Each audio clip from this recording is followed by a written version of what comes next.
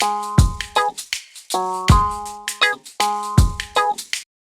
Friends, welcome to my YouTube channel Bhatia Math Academy. हमने class 10th के लिए series start करी हुई है। डे 1 टू डे 30 तक आपको 150 क्वेश्चंस करवा दूंगा। जितने भी इंपॉर्टेंट क्वेश्चन होंगे सारे चैप्टरों के सारे आपको इस वीडियो सीरीज में दिख जाएंगे। अगर आपने डे 1 टू डे 10 की सीरीज नहीं देखी, प्लेलिस्ट बनी हुई है चैनल पे, वहाँ पे जाकर पहले डे 1 टू डे 10 की सीरीज देखें, फिर डे 11 पे आना। सारे इंपॉर्टेंट क्वेश्चन करवा दूंगा। इसके बाद जो दिन बचेंगे हमारे पास 4-5, उनमें सैम्पल पेपर और MCQ भी डिस्कस करेंगे। क्वेश्चन देखते हैं फर्स्ट।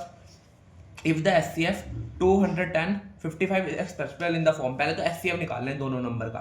हम दोनों नंबर का करेंगे, HCF निकालेंगे। क्या आएगा? 2 से डिवाइड करा, कितना है? 105। अब यार 2 से तो जाएगा नहीं, 3, अब 5 7 7, ये आ गया। 55 का भी निकाल लो। 55 का क्या होगा? 5 11। ये हो गया। इन दोनों का क्या लेना है? HCF। HCF मतलब क्या होता है? कॉमन। 5 × 11, तो क्या आ गया? HCF कितना आ गया हमारा? 5 HCF आ गया। अब इसके बाद क्या करेंगे? हमें क्वेश्चन में क्या गिनना है? इन द फॉर्म ऑफ, ये हमें इक्वेशन गिवन है, इक्वल टू जो भी HCF है ना उसको इक्वल टू में रख देना। वहां से हमें क्या वैल्यू का फाइंड करनी है? y की वैल्यू फाइंड करनी है। अब ये 210 को इससे मल्टीप्लाई, ये आया, प्लस कर दो जाके, माइनस, ये आ गया, माइनस कर दो। अब इसको क्या करेंगे? 55 से डिवाइड कर देंगे, y की वैल्यू आ जाएगी। इसको डिवाइड करो आप, इसका डिवाइड करके आंसर आएगा। सीधा मैं डिवाइड कर रहा हूँ, आप पता नहीं आंसर सही है नहीं है। सीधा मैं डिवाइड 119, y की वैल्यू आ गई 19। यही हमें फाइंड करनी थी। बस आसान क्वेश्चन है। बस आप ये करते हैं, जो HCF निकालते हैं उसको y की जगह डाल देते हैं। वहां से आप सोचते हैं y की वैल्यू आ जाएगी, उसको बराबर रख के निकालना है। इक्वल टू में 5 रख के, जो भी HCF है उसको इक्वल टू में रख के, फिर वहां से y की वैल्यू आ जाएगी। अगला क्वेश्चन देखते हैं। अगला क्वेश्चन भी काफी इंपॉर्टेंट है, ट्रिग्नोमेट्री का इवैल्यूएट। इसके लिए आपको टेबल याद होनी चाहिए, ट्रिग्नोमेट्री का जो पूरा, उसकी वैल्यू सारी याद होनी चाहिए। अब सीधा हम वैल्यू प्लॉट करते हैं। जिन्होंने याद नहीं करा वो टेबल पहले जाके NCERT की बुक खोले और वो टेबल याद करे, तभी ये क्वेश्चन होगा। cos 60 की वैल्यू क्या होती है? 1/2 का होल स्क्वायर। 4 sec 30 की क्या होती है? 2/√3 का होल स्क्वायर, माइनस tan 45 की 1 का स्क्वायर, अपॉन में साइन स्क्वायर क्या है? साइन 30 की वैल्यू क्या होती है? 1/2 का होल स्क्वायर, √3/2 का होल स्क्वायर। ये हो गया 2 है, यहाँ पे ध्यान रखना 2 है। ये हो गया। अब अगले पेज में इसको सॉल्व करते हैं वैल्यूज को।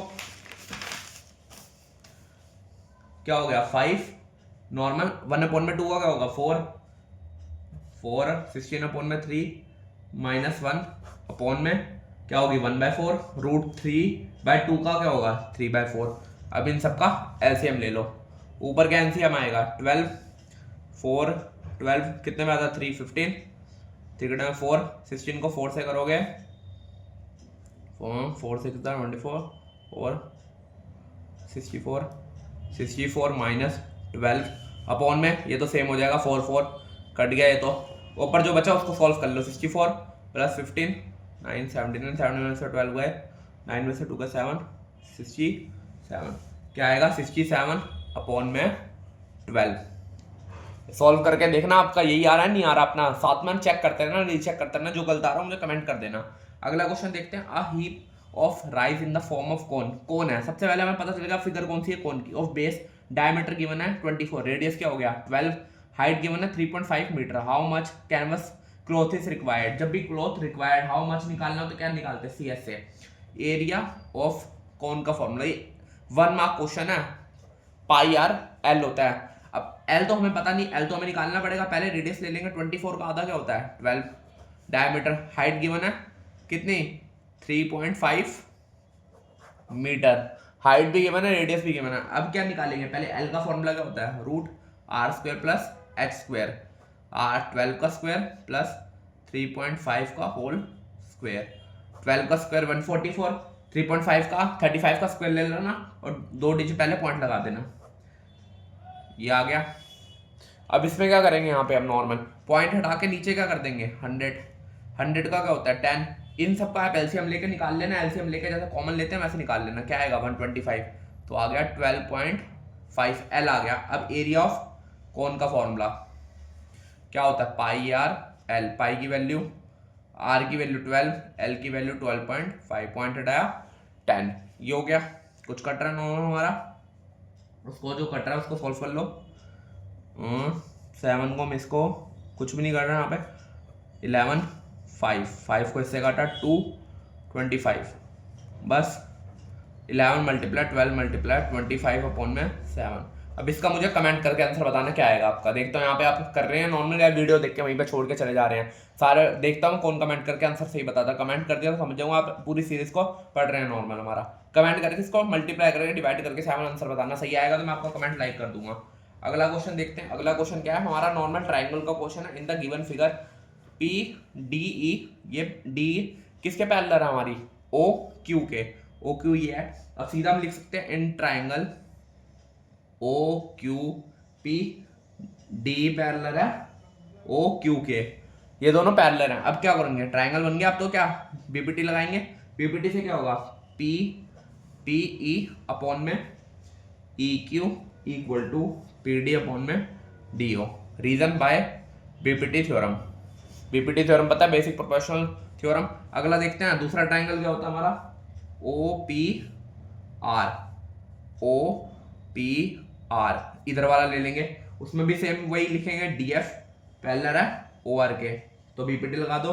बी डी अपॉन में D O equal to B F upon में एफ आर। ये बी एफ है, ये हो गया हमारा। इसको भी रीजन सेम लिख देंगे। इक्वेशन 2 ले लेंगे, इसको इक्वेशन 1। अब इक्वेशन 1 और 2 में कौन सा सेम आ रहा है, ये आ रहा है। इसको काट देंगे, जो बचेगा उसको लिख लेंगे फ्रॉम इक्वेशन 1 एंड 2। जो बचा उसको लिख लेंगे। इसमें ये बचा P अपॉन में E Q equal to P F upon में एफ आर, ये बच गया। अब इसको देखो पी एफ ई क्यू, इसको हम अगर सिंपल देखें P E Q P F R, तो सीधा बीपीटी पैरेलल रोड के किसके बीच वाला ट्राइंगल पर है, को हो जाएगा parallel O Q by converse of BPT theorem. यही हमें प्रूव करना था। ये हो गया हमारा गिवन है, हमें पैरेलल करना है। पैरेलल से हम किस पे जाते हैं, बीपीटी पे, उस पे उल्टा कर दो तो कन्वर्स ऑफ बीपीटी हो गया। ये क्वेश्चन भी सॉल्व होगा हमारा। ट्रायंगल का इंपॉर्टेंट क्वेश्चन है, कई पेपरों में आ सकता है, बेसिक के पेपर्स में आ सकता है, या तो स्टैंडर्ड के पेपर में मुश्किल होता है, पर बेसिक के पेपर में आता ही आता है वाला क्वेश्चन।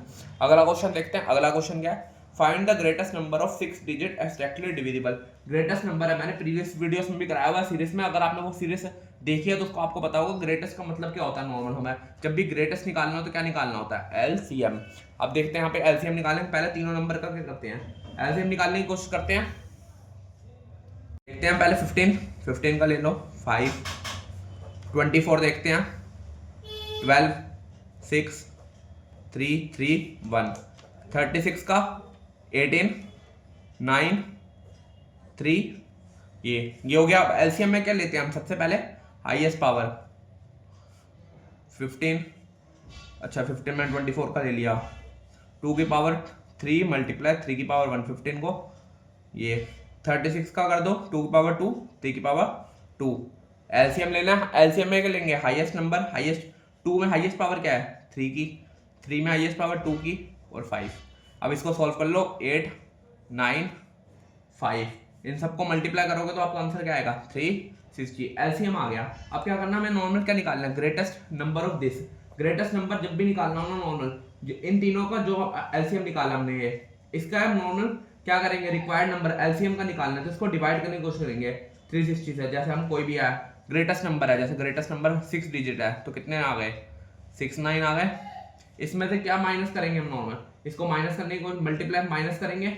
जैसे मान लो आप क्वेश्चन कर रहे हो, ग्रेटेस्ट नंबर निकालना, बस ये लिख लेना, एलसीएम निकाल के यहीं पे छोड़ देना। आप ये मत करना, ये वाला क्वेश्चन आधा लिखा हुआ है शायद मैंने, एलसीएम निकाल देना बस ग्रेटेस्ट नंबर में। हमारा 360 आ गया, ये हमारा आंसर है। सीरीज पता आना नहीं है तो चैनल को सब्सक्राइब करना, वीडियो अच्छी लगे तो लाइक कर, शेयर और कमेंट कर। Thank you.